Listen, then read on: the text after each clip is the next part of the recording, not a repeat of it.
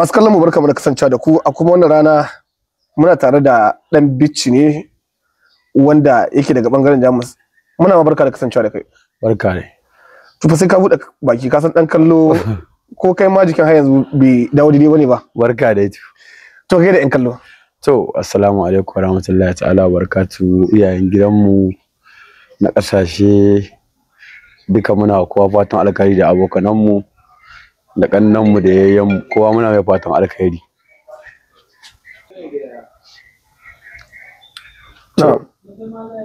Assalamu alaikum warahmatullahi ta'ala wabarakatuh, iyayen gidanmu na fadin duniya gabaki daya da kuma abokananmu da kannanmu.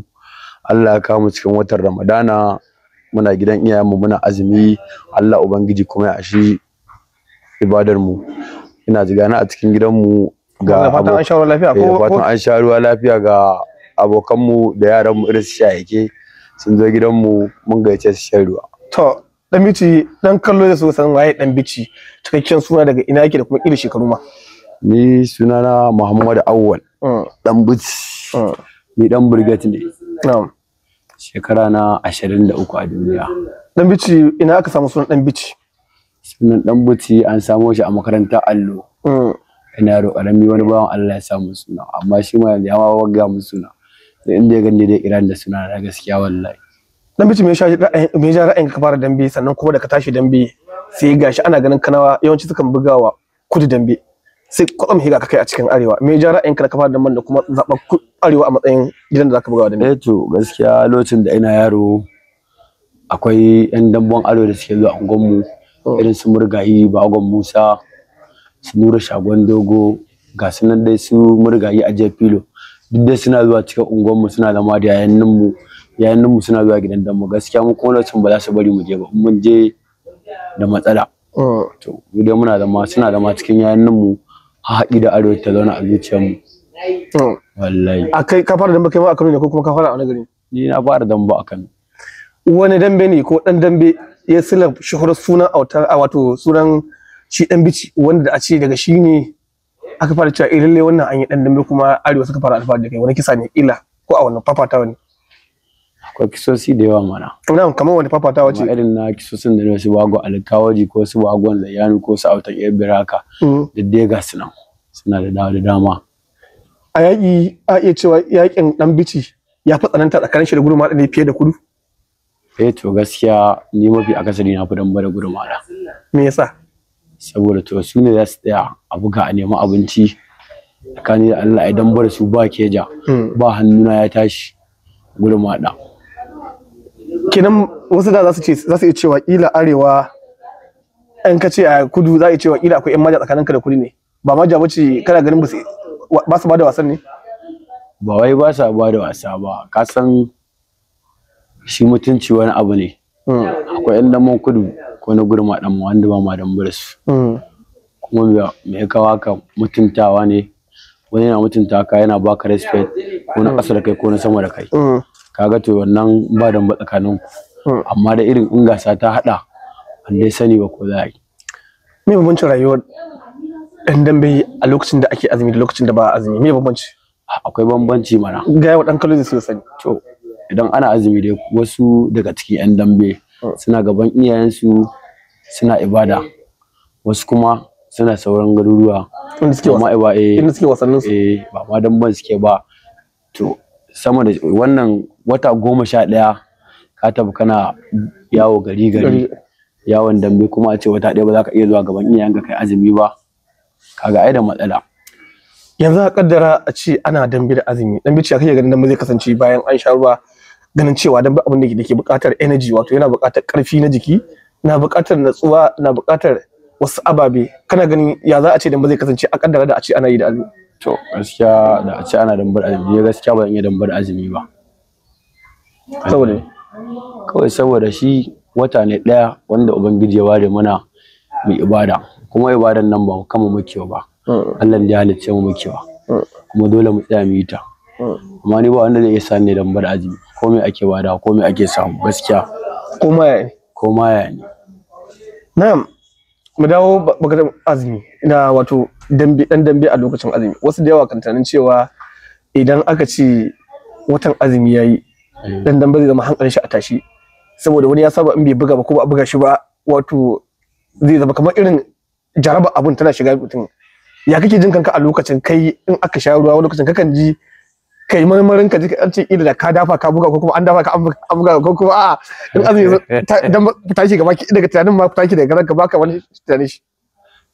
To gaskiya ko wanda za ga wata ɗayan nan gaskiya suna cikin wani hali in dai ba a bugi jikin su ba. Ko su ba su ba. Ko su ba su ba amma ni gaskiya ne yanzu ba wannan arena. A baya ne dai. Ni ko kwana ɗaya ko biyu ne ban yi damba ba. Sai yanzu bana jin daɗin jikina amma ni yanzu ko wata nawa zan yi ban yi damba ba ni bana damuwa kaina.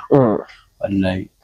Ya batun motsa jiki da ake ganin cewa ɗan damba na buƙatar shi to yanzu kuma ga azumi yakan yi a motsa jikin saboda tunanin an dawo wasa ka wasa zama sabon al'amari. Ni ina motsa jiki saboda ina da ɗan bal ɗin Kano Pilas. Yakan ja mu gudu da dare wani zubin ko kuma irin karfe 4 muna ɗan yin training a layin gida zuwa karfe 5 mutum zai ɗan yi abin da zai yi zuwa a sha ruwa. A baya bayan nan a iya cewa ɗan bici ya dawo da ya ɗan yi ɓanna kafin a tafi hutun azumi. Kana ganin cewa akwai wanda abubuwan da ka so ka yi kafin azumi kuma kila azumi ya zo ba su faru ba kuma yanzu in sallah ta zo daga wannan kana wa arewata wani alƙawari ya kai musu cewa kila akwai inda mun da ko sun tsaya muku ko kuma ma ba su tsaya muku ba dai kana so ka ƙara fito da sunan arewa kamar wani ƴan wasa. Mutum ɗaya ne arena. Bagon mai ta kwasara.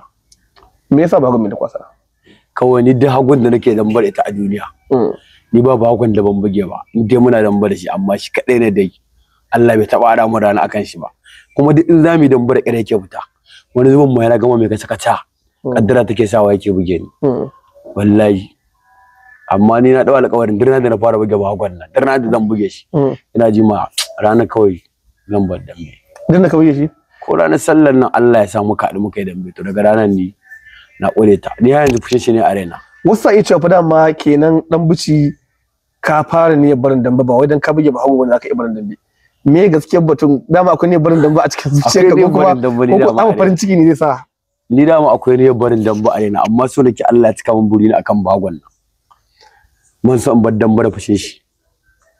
Saboda ni na bi so in na bari kawai a ce na bari. Kowa ka buge damban gidan damban ma yana ga dama. Ban so wai wata ran wai ka zo gidan damba ɗauko kiɗan ka haɗa ka dambe kawai ka dawo wannan ba barin dambe bane ba. Kana da yaro ana ce ka fi ɗan bici. Wanda wata ran ku tare wata ran ku yi baran ka tafi can ya tafi can. Ɗan bici ya kamo hanyar da zai iya mai gurbin kafi ɗan bici. Kafi ɗan bici ya kamo hanyar da mai gurbin kafi ɗan bici. Ya kamo hanyar da mai gurbin ɗan bici. In dai ya tsaya bi abin da ake so bi insha Allah ma ya wuce ɗan bici.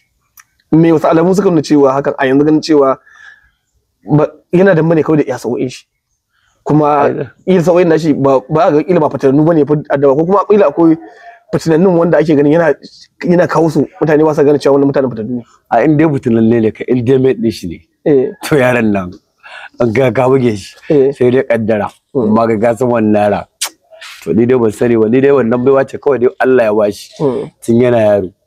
To ka gani in Allah ya dore ya dore da wannan abubuwan da yake yi kuma ya bi uwa ya bi uba ya biyayya to wallahi nan gaba an yi mamaki shi wallahi.